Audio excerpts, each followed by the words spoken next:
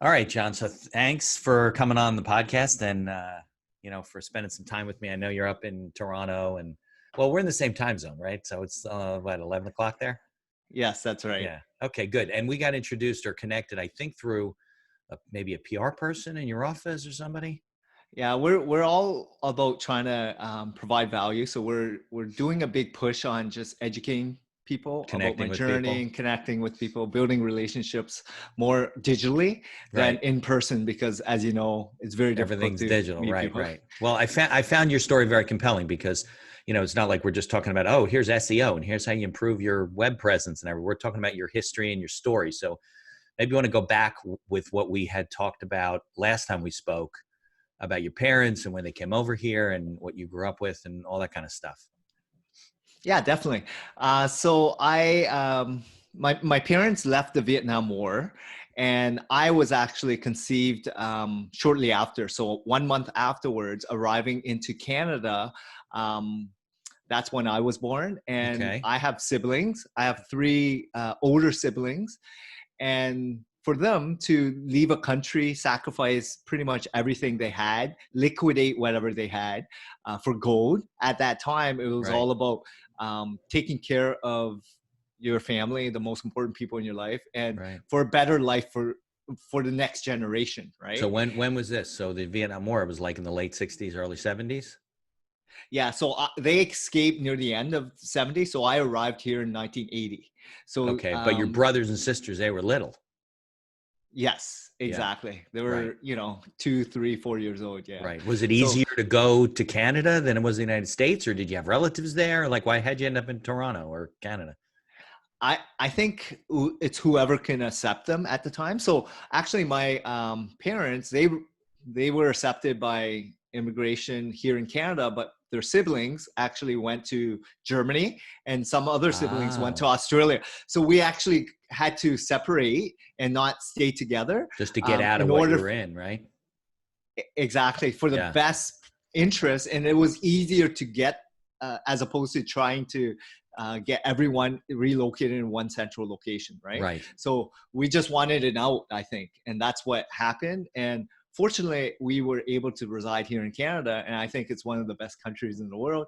Yeah. And for me, it's all about, like, now I'm at a very good position to now share my story, share my Right. journey, and then make more of an impact, because as you can see in the world, there's some troubled nations. There's Yeah. things that are happening that you want to help as much as possible and Right. inspire and hopefully make an impact. Yeah, absolutely. So is your relatives, you still have relatives in Australia and Germany, like other parts of the world? Exactly. And you stay in So touch they're with my them? aunts. So my aunts and uncles. Right. I've only been to Germany a couple times. Okay. I did go to school for 1 year in London, England, so I was able Okay. to travel there. Okay. But I've never traveled all the way to Australia just because of 30-plus hour Right. flight. It's a long flight. Now I understand they're like in lockdown in Sydney. It's like Italy over there. Yeah, I heard in Melbourne, the I news. believe. Yeah. Yeah, so province of Oh, I it's think it was Melbourne? Victoria. Yeah, so Melbourne is in lockdown. There's a spike of COVID cases. Yeah. So I think it's isolated. They just taking precaution, extra precaution, Right. um, just like everywhere in the world, right? Right. Yeah. Everywhere except the United States. I don't seem to take a lot of precautions. Like we tell people to take precautions, and as stubborn Americans, we don't listen. Like people don't think it's real, they're still going to play. There was a thing Jersey's been relatively quiet now. People have been, but there was just a group of like 700 people down the shore for a party. And of course there's an outbreak. There's always an outbreak when it's a large group of people, because you don't realize, just like on the internet, you don't realize who you're coming in contact with. It's constant traffic and things like that. So it's whatever, but that's not what we're talking about today. So, okay. So you arrived in Toronto. Well, your parents arrived in Toronto and you were born 1980. That's right. Okay. So did they come, what was it like? They had to come over on a boat? I mean, did you take an airplane in those days? So what did you do? Yeah, so what I believe happened was Vietnam during the war, they had to leave Vietnam and they Right. went to Malaysia or a refugee camp, right? So they had to liquidate everything because the Right. government was taking everything Give they up all could. their possessions. everything from Everything. their business to home to everything. So they basically left with nothing, Right. A shirt right? on And their you're back, literally. exactly, and you're Yeah. coming to a new country, any country that would accept them for better livelihood for the next generation. So Right. I didn't have to endure that. I didn't know Well, what was right. going on. Yeah. But even my siblings, they didn't really They were understand. They were little. young Yeah. Right. kids, Of right? course. They have no So recollection of it, for right? Because they were too little. exactly, they Yeah. were Right. 2, 3, 4 years old, Yeah. You right? don't Like remember anything nothing. before 5, they say, really. Exactly. Yeah. So coming here, it was more like new language, new country, not knowing anyone, and surviving. So Right. yes, we got some government assistance by shelters, food Right. banks, whatever we could, and we were in government housing for the most part, right? Like throughout my early years until I went to school Right. in college, we lived in more of a Like a government project. government projects, and Yeah. I saw a lot of things. And it felt normal to me because I didn't know Right. Because you anything don't know else, any right? different. Yeah. Yeah. I think I can imagine, like, with the way we live now in the world in which you and I both live. I mean, we live in a, first world country. You leave a place with nothing. You don't speak the language. You don't have, you may have skills, but you can't even communicate. You have nothing in the bank. Without government assistance, you wouldn't be able to do anything. Be living in the streets. Exactly. Yeah. And that's the thing, right? So my parents, I mean, I just don't even know how they got by It must because have we been had, bad in Vietnam, right? If it's that bad, you make a change. well, it's life or death situation, right? It's more Yeah. like the army came in, they shoot people, you witness a lot of stuff, Right. horrible things that you don't want to ever That was even. communist, right? Vietnam's communist. The North Exactly. Vietnam, right? North Vietnam. So they Yeah. were in Saigon, and basically the Soviets came down, and Yeah. whatever Right. happened. Yeah. But it was all about like trying to have the best support for the next generation. Take care of your family, Right. Right. immediate. You're at that They're point. You're most like, of well, them. I'm not going to make my life better. I need to make my kids' lives better and their kids' lives better so we can change this. Yeah. I'm sure a lot of Yeah. So people you fled, right? So sacrifice they went everything. to all kinds of countries. Exactly. Yeah. So growing up, like what I saw was, my parents were working, hardworking people, and even my siblings, right? We took care of ourselves. We had to support one another, right? Yeah. Because that's all we Resourceful. had, Yeah. Right. right? And it was, for me, my upbringing, what I remember is really just family, right? Right. And how close we were. We always had dinner together. We always played together. We didn't go on trips. Like the extent of travel for us was going to, so we lived an hour away from Toronto, called in a Okay. city called Hamilton. Okay. And our one trip a year was going to Toronto for Right. Well, you don't have a lot of exhibition money. Right. place. Exactly. Now, to It was a Hamilton was like a fair. government project city, It was a more rundown, less blue expensive, collar, right? Yeah. less expensive. But right now, with the booming economy, like now it's It's more different. of a different, demographics and Right. Now, type what of did your people. parents do, John? So your parent, what do you remember them doing for a living growing up? So they were business owners back in Vietnam, Okay. and coming here, they had to pick up their any trade, right? So my dad was more a bicycle repair Okay. person, and then my mom was daycare, right? Okay. Even though we had like four kids to support, right? Right. So it was not like they had time. They had to make it happen, right? They had to do whatever they had to do to support and have food on the table for all of us, right? Right. Right. So we lived in a smaller home. Like it was all about just survival, I feel, and we didn't have savings. It was more like just get Right. by, Week by right? week, day to day, right?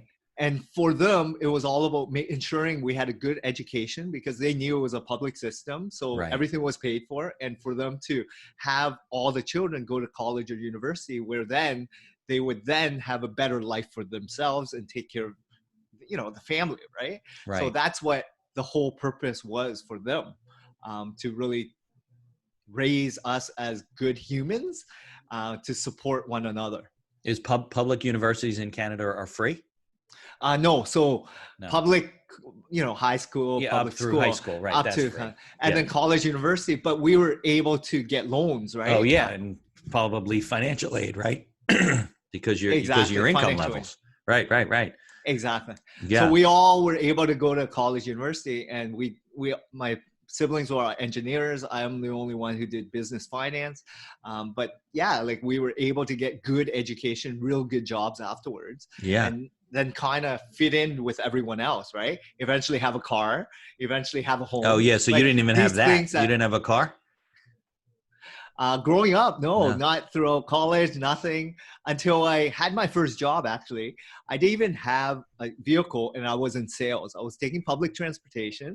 Up until 6 months into it, I was Right. still asking my manager to take me on calls with them because Right. they knew my situation. They knew that I didn't have a vehicle. I was Right. kind of just getting my foot in the ground, right? Yeah. Um, yeah, so Yeah. it was more like just gotta do what you gotta do, right, at the Right, time. exactly. Yeah, well, survival, right? And also, I think sometimes when you don't know any better, like right? I mean, look, there's plenty of kids that grow up with it a little bit easier, right? And their parents have cars or whatever, and they're taking transportation, they're complaining about it. You were just happy to have the opportunity. I mean, that's right. Everything's relative to where you grew up and what you come Exactly. from, what you saw your parents go through, right? Which you didn't have to go through Exactly. in terms of that stuff. So did your mom run a daycare out of your apartment or did she work at a daycare? She worked at a daycare. She had to Ah, take got public it. Okay. transit, go away. But I didn't even know what their upbringing was like. Yeah, What you had no they never idea. actually exposed me to understanding what had happened to them, right? Until years later, until I got married, and then they kind of started embracing me on what really went on. And I'm very fortunate enough to even take my mom back to Vietnam last year. Oh, wow. Um, and it was such a great experience for To North myself. But Vietnam?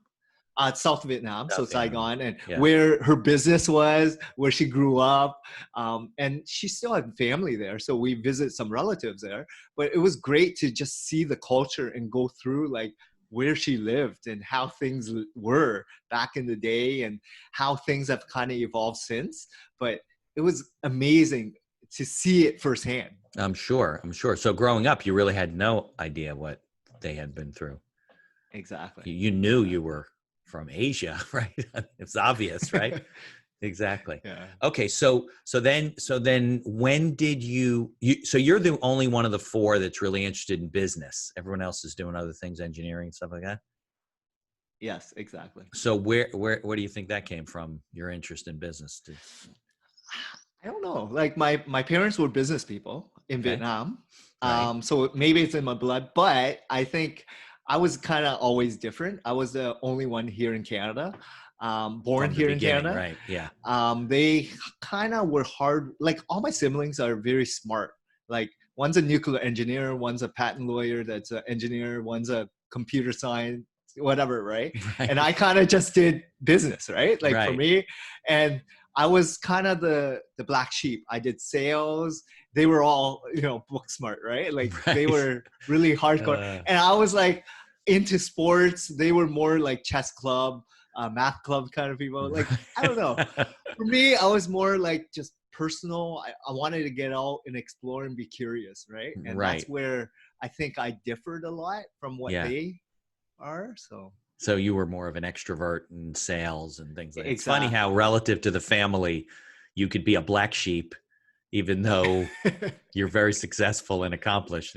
It's funny. I knew a family where the one brother was like one of the leading pediatric oncologists in the country, but his brother was like this world renowned inventor. He had like invented things, changed like medical devices. I mean, all kinds of crazy stuff. So this guy who was very well known in his field was the black sheep of the family. It was funny because he's like, "Can't you be more like your brother? Be more accomplished?" And he's like, "Mom, I'm like cure cancer for every kid in the nation."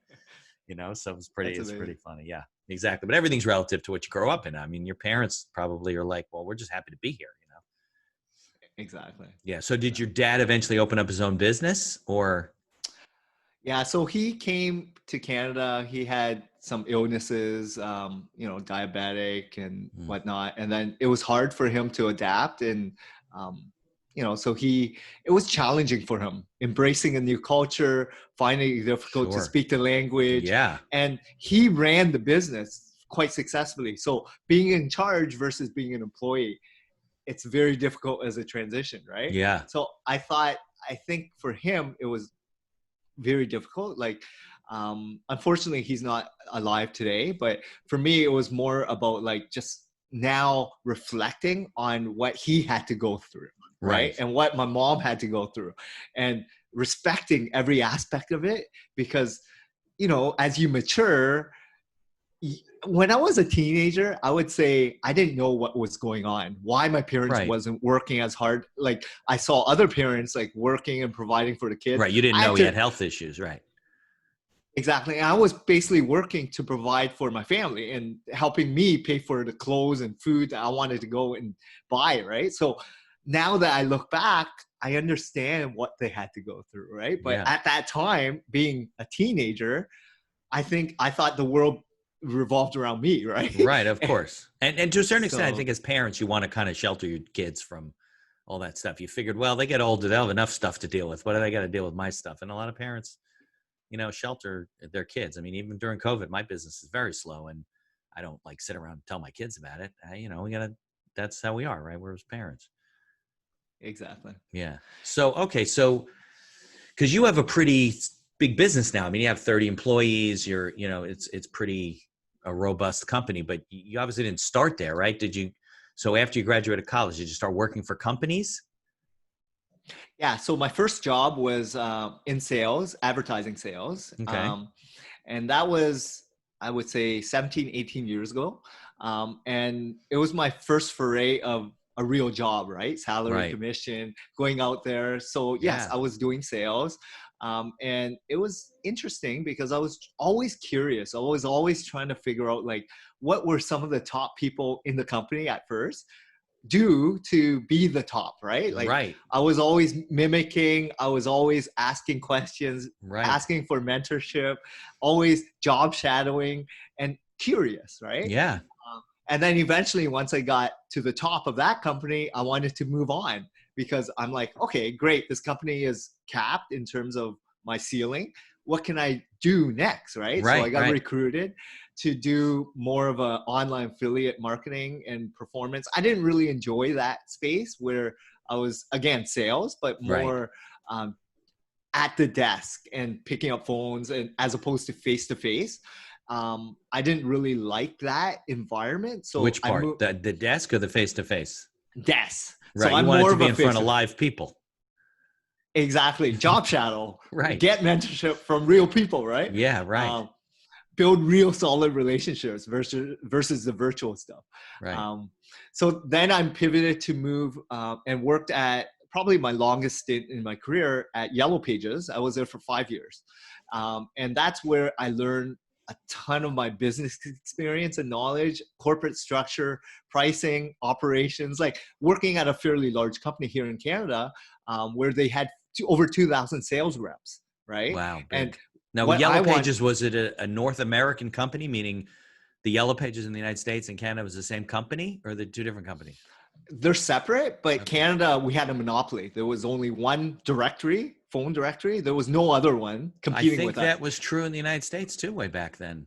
I think there was a White Pages, Yellow Pages in the same book, right? Exactly. Yeah. So you're dominant in every single city, in every single market, every province, every territory, you name it. Right. And we had one brand, and everyone knew when you called them, right? So for me to get a job there and then move up the ranks, starting off in cold calling, telemarketing, like you learn from making a Right. lot of calls and finding out, what your strengths are and asking the right questions, whatnot. And you were what? You were selling ads, like the small ads that were in the Yellow Page. They weren't big ads. You didn't buy like a whole. Well, I guess they were. Some of them were big, quarter page, half page, page, right?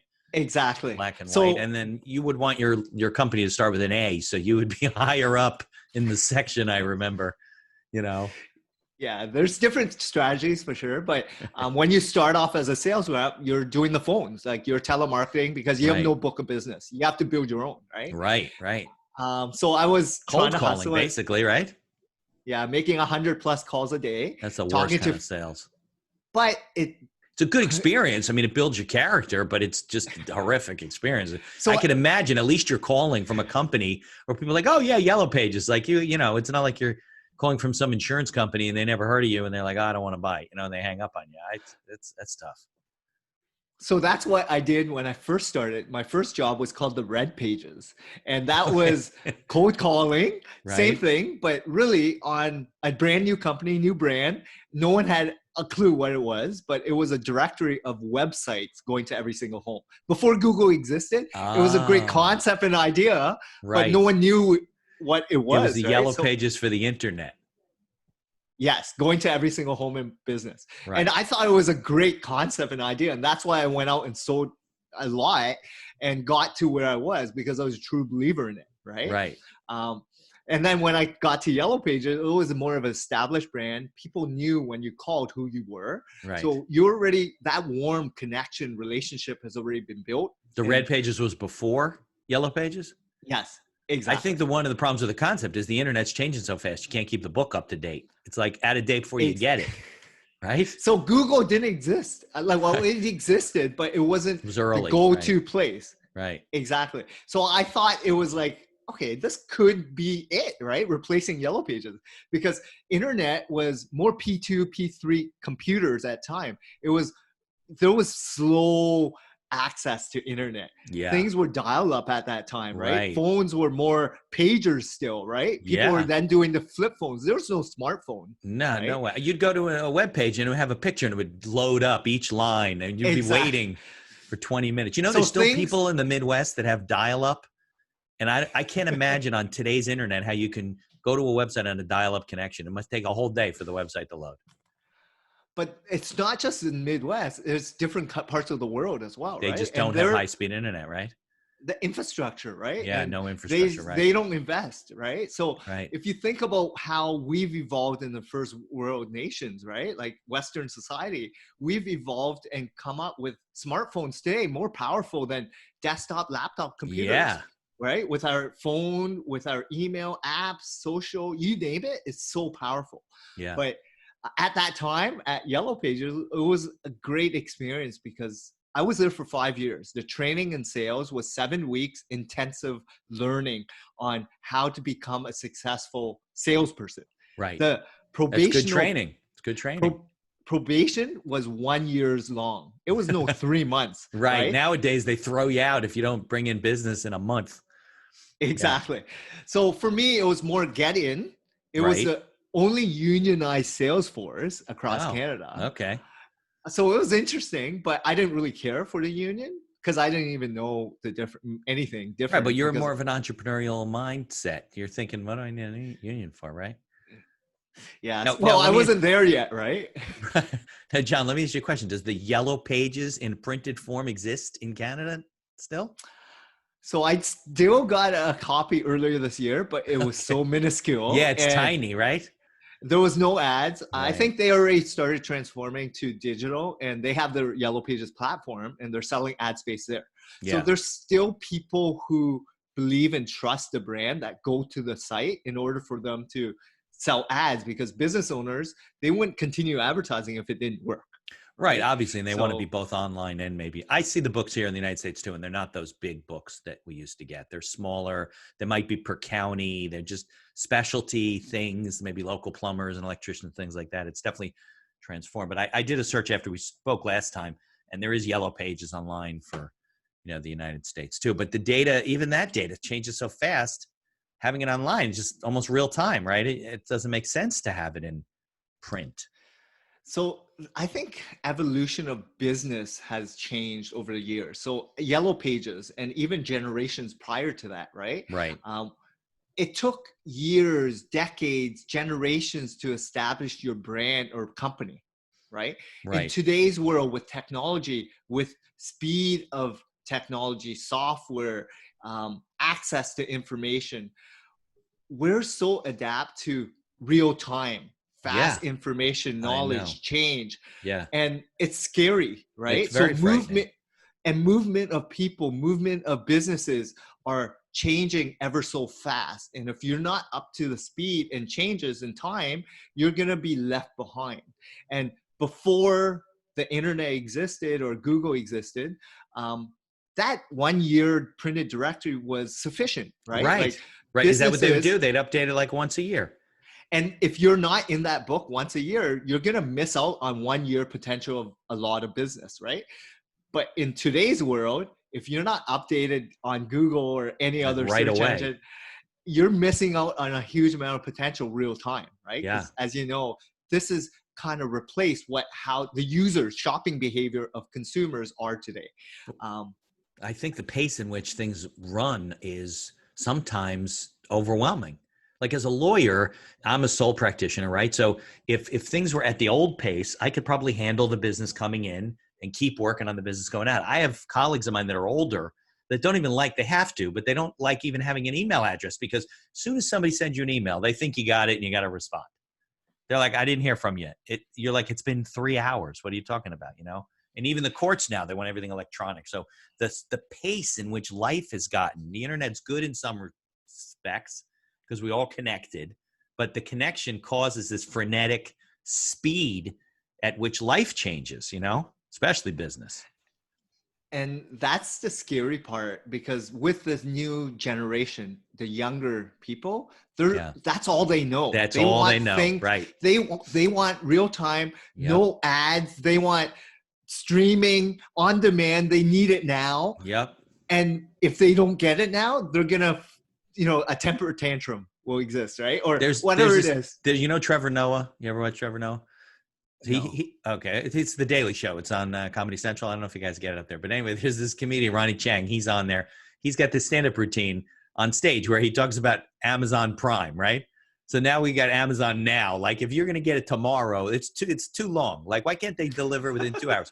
And they're going to eventually develop Amazon Before. Like they're going to send it to you before you even know that you need it, because we're such a demand society, you know? And, it's going to be there next Tuesday. Well, maybe I can find it locally somewhere. And you're tapping away at the keyboard. And it's just, we're so, like you said, the kids are plugged in. They're online all the time. It's not healthy to a large extent. And this is exactly not just shopping behavior, but social media, right? Like Twitter, real time, Facebook, TikTok. Feeds, TikTok. I'm not even sure what that is, but Instagram. Everything is videos. It's like videos on fire, like Twitter, but it's nuts. Yeah. But it's all real time and news, right? Like everything is instant, and they're push media. Like every app you have is pushed, right? Yeah. And it's scary because I want to unplug. I want to live present, right? Like I want to slow down, because right now it's crazy, especially with like this information age, right? Like technology is advancing so quickly. And what's going to happen with 5G? Right now, 4G is already pretty fast. 5G is 100 times the speed of what 4G is. Yeah. So imagine. There's no latency, right? Yeah. So what's the expectation? So when you get an email, you better respond within a minute, or else that customer is going to go somewhere else.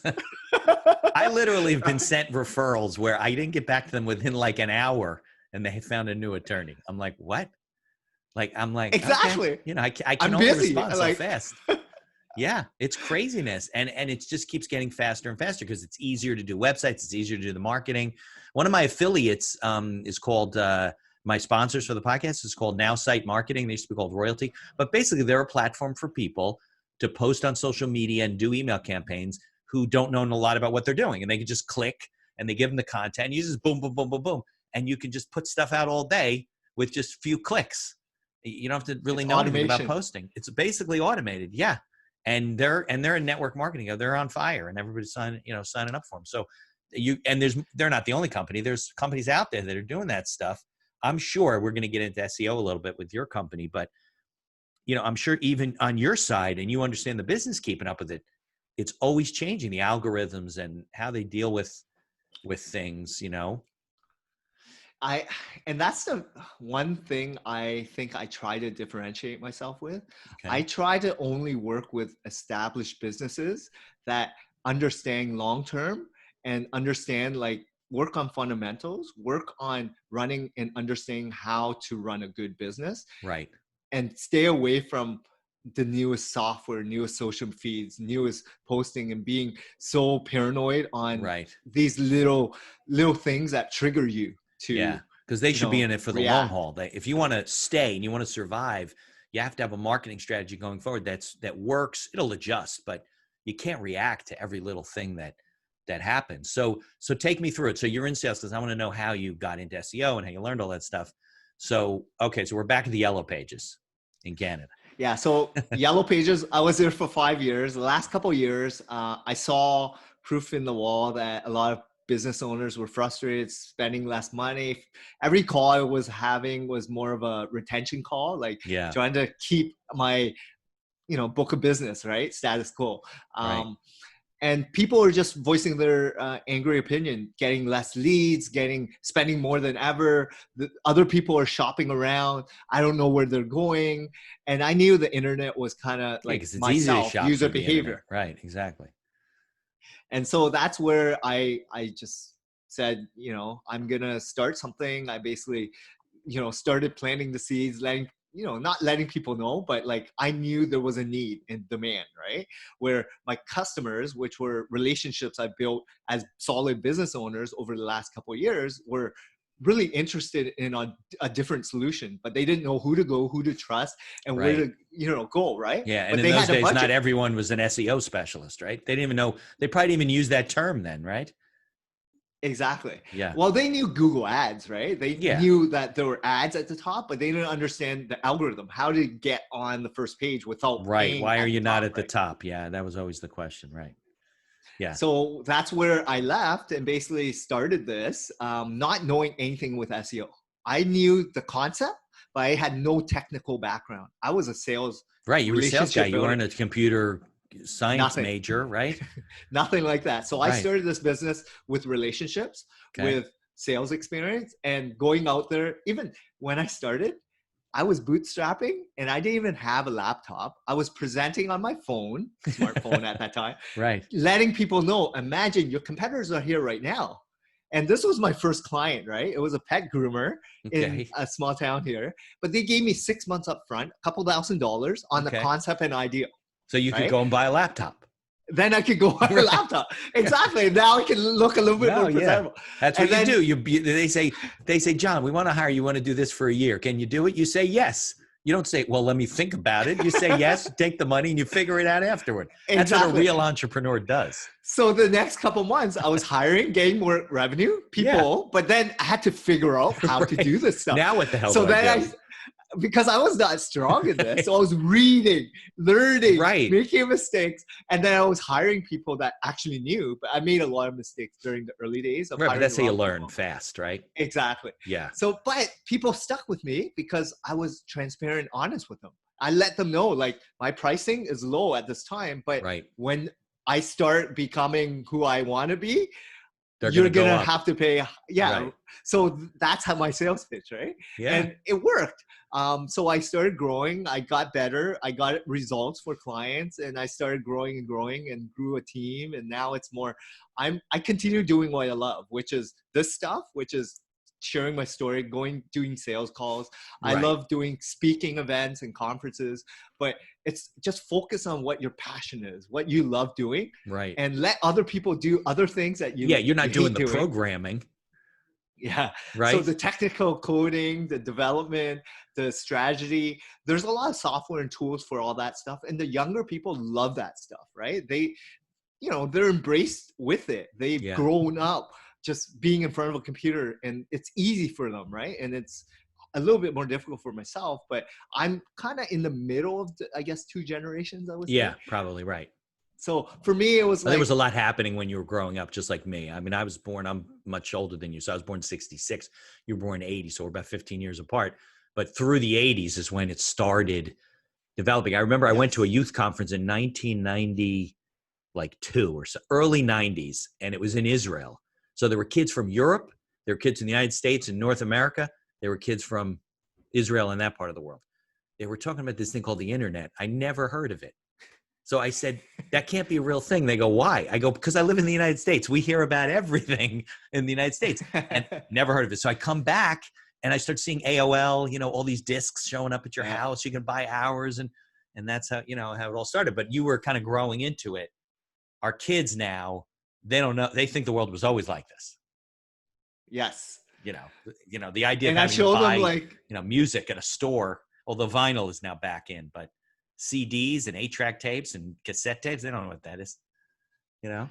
I show them like a rotary phone or like a disc, right? Like a CD, like going to a and they're museum. like, "What the heck is this?" Right? Who would use this? Right? I know. Exactly. When you can just talk to Google or Alexa, right? It's like they know everything. Just ask a question. I was talking to a friend of mine who does. He's got a company, Transportation Radio. So he's a radio personality. Used to do radio. He said in the early days, what they would do is they would go on location and they would take the phone, the rotary phones, and they would unscrew the speaker, and they would hook their system up to the wires on the speaker because they would get a clearer sound through the phone lines than just talking on the mic. And that's how they would do their mics in those days. Now it is all satellite and, you know, remote and everything like that. But yeah, someday you'll be telling your grandkids, they won't believe you.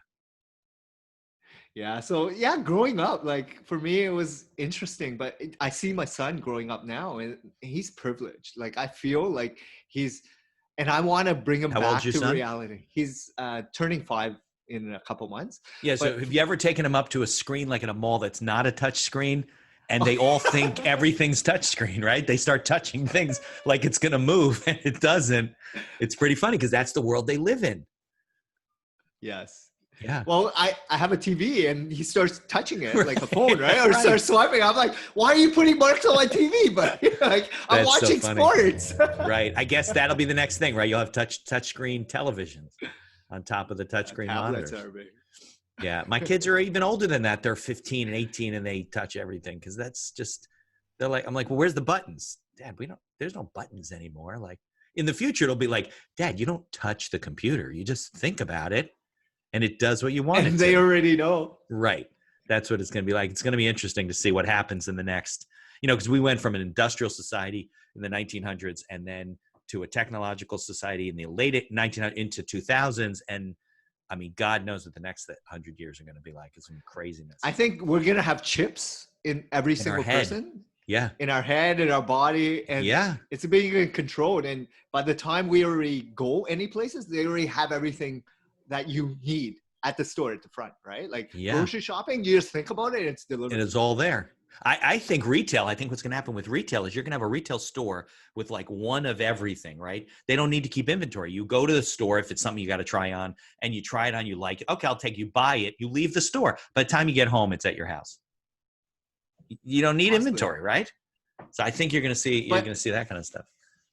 But augmented reality, right? Everything's well, that's digital. Another thing, right? You don't need to try it on. You can do it on the computer.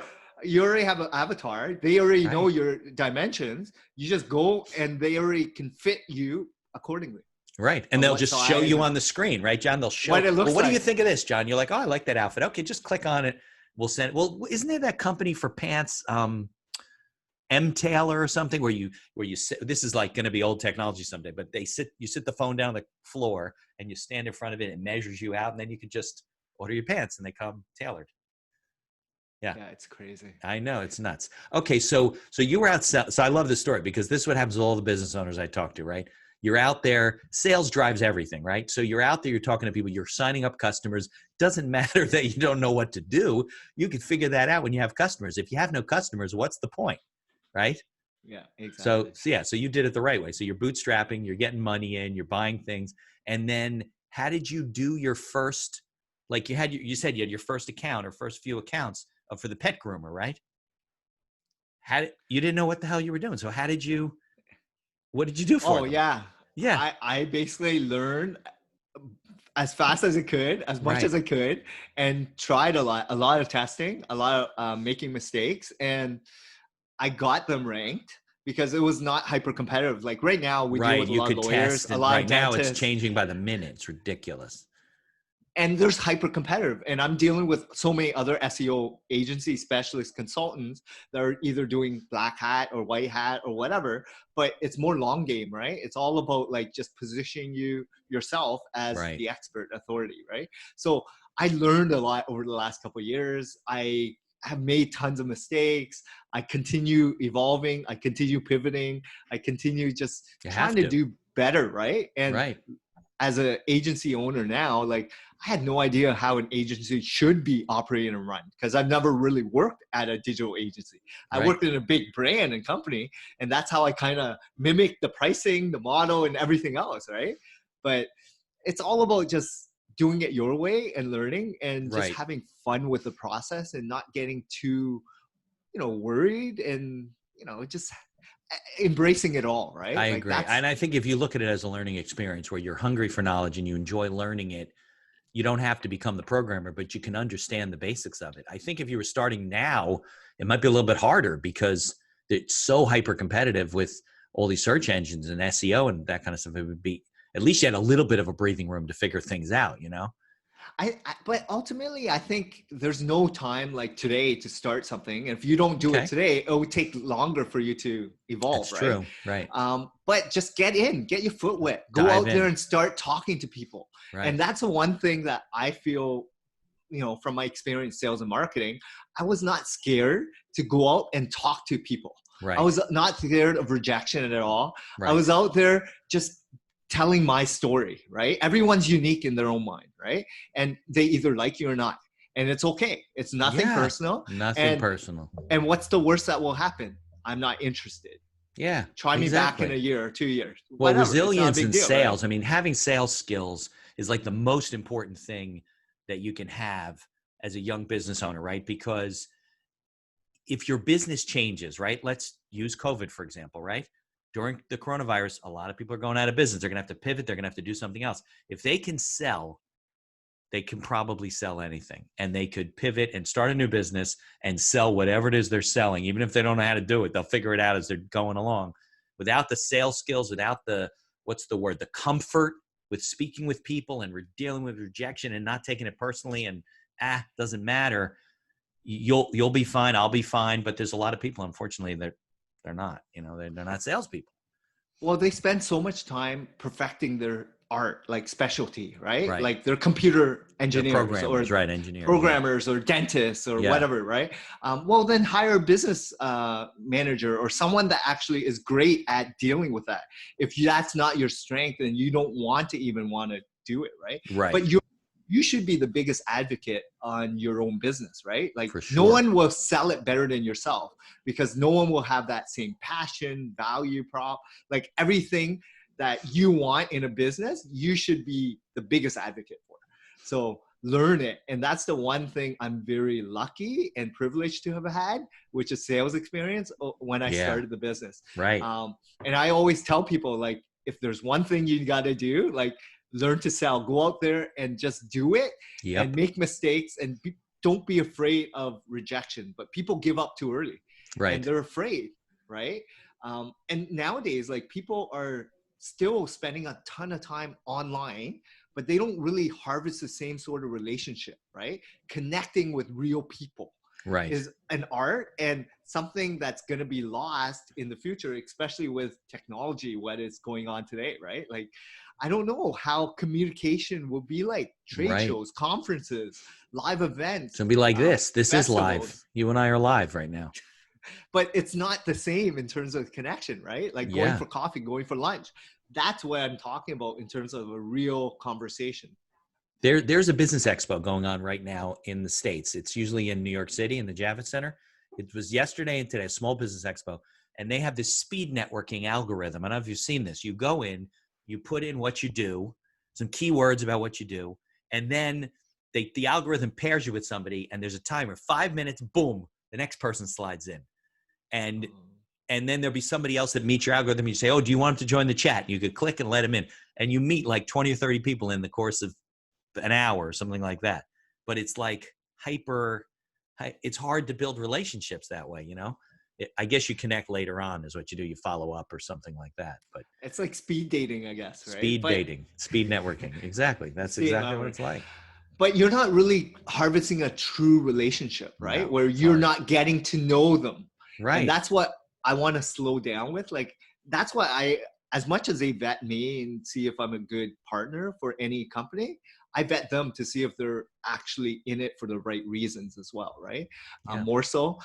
So, as you evolve as a business owner, you kind of know what you want, right? Who you Right. want to work with. What are your values like? Who are your staff? What are their personality and traits, right? And just grow from there. So did you find it difficult? So when you start out, you're a salesman, it's your own company, you hire one person. Now you have how many people? 30 plus, yeah. Okay. So that's a different business model, right? Because now you have operations and HR and finance, all that kind of stuff. So how did you find it? You find it difficult to evolve into that, or? Yeah, so again, it's more curiosity than anything and making mistakes. So over the years, I've hired the wrong people. I made a ton of mistakes, but I own up to it. Just like in sales, it's okay, Yeah, right? honesty is that's a big character trait, But then you realize like who's in it for the right reasons as well. Like you'll find out because I can read people, right? Yeah. And as a salesperson, that's what one of the skill sets, right? You can either Yeah. find out if they're serious or interested in actually what you have, or they're just doing it for show, right? Right. um so just all these skill sets I've kind of evolved and learned, and now I'm trying to possess more of a leadership mentality where I want all my managers to um, own up to become more accountable, right? And give them their staff and all the Right. juniors and all the managers more responsibility and get them more training and evolve, right? Because it's all about goal setting, not just business but personal, and all these other things I've learned over the last couple of years on what I kind of did for myself early days as well. So Right. So you're making more of the larger decisions and leaving the minutia up to the people that you trust and train and figure all this stuff, exactly. because that's the really evolution of a business owner. If you're an entrepreneur and you have an organization, if you can't get away from the minutia, the day-to-day stuff, you're really not evolving as a business owner. You're still just an employee of a company you also happen to own. Like, what's the Exactly. So point? I work on the business, not in the business anymore. I really enjoy doing things like amplifying it, going on Right. podcasts, doing more speaking events, focus on long-term Yeah. growth objectives. And yes, I do a lot of team meetings and I have a lot of like even projects on the go that I'm overseeing. But these are the things I initiate, right? And I want to have touch points on Right. versus the day-to-day grind of actually doing the work. Like that's Right. what my staff would do, right? Of course. So, and I appreciate you sharing your story and the whole thing and how you are a business owner. But I also know what you do from a SEO standpoint. So, are there any like some advice you have for business owners today from Yeah, an SEO standpoint? Yeah, so SEO is always evolving. And I think the biggest advice I would tell business owners, entrepreneurs, is really understand how to run a good business. And that's the most important thing. Understand who your clients are and speak directly to them on your website. So, what I mean by that is have a profile, have an avatar, understand and write content and messaging directly for them, and Right. you're going to cultivate more of your ideal fit type of clients Right. once you already have the persona, right? So it may take time for you to realize who that ideal client is, Right. right? And that may take years, right? Maybe. But you'll But be once happier, right? Because you'll be doing business with people exactly you want to do business with. Exactly. That's my number one thing, because SEO, I've seen it both ways where people hire us expecting us to transform their business. And Right. You but don't do that. they don't even know what their Right. business is looking like and who Right. their clients are, right? So now I've kind of moved those people away and said, look, I only want to work with established business owners that get how to run a good business, that want to really have a digital presence once they understand who they are looking to attract, Right. You're right? not there. You're not a Um, business coach. You're not coming in to fix their business. You're helping them market and do that kind of thing. I think that's a good piece of advice because a lot of people miss the idea of an ideal client profile, that yes. because it almost becomes a performance indicator where you can look at your clientele and say, are we doing business with the people that are most profitable for us, that we enjoy the most, that we can be most valuable to? Or are we just doing Yeah. business with anybody who walks through the door and we're only, a little valuable to half of our clientele? And I think they don't spend that time. So that's good advice. Other things that you want to share with people? So digital presence is all about like messaging, right? So understanding who those clients are, but what format, which is written, audio, video, images, Right. what format do they consume, and which platforms? Because right now there's search engines, there's YouTube videos, there's Right. podcasts, there's Yeah. social media platforms from Twitter to Instagram to TikTok to Right. all these things. Don't get too overwhelmed with all the new technology. Focus on where your clients are consuming that information for your type of business, Right. and then focus on that and providing more value by positioning yourself as an expert. So what I mean by that is write good content, write blogs, position Right. yourself as an expert. Don't focus on just doing it for the sake of doing it weekly or monthly. Actually add value. Bring something to the table that will move the needle because it's well-researched, in-depth content that positions you like a leader In front versus of the right just people. exactly. So Yeah. really focus on quality and depth versus just focus on anything Quantity. producing. Yeah, well, I think you're Exactly. right. People don't know who their client is. They're just throwing stuff all over the place. Yeah. I mean, you can't So be I've everything learned to this. everyone, right? It's too exhausting to try and do that. And you're not going to get anywhere.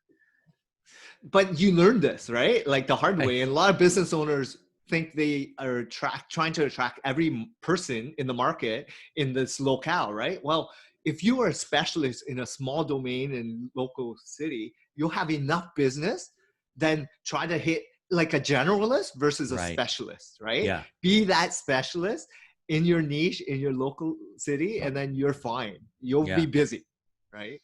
Yeah, absolutely. Well, I appreciate you spending the time. It's been almost an hour, so you've taken up a lot of your time and sharing those ideas. We'll tell people how to get a hold of you. Let me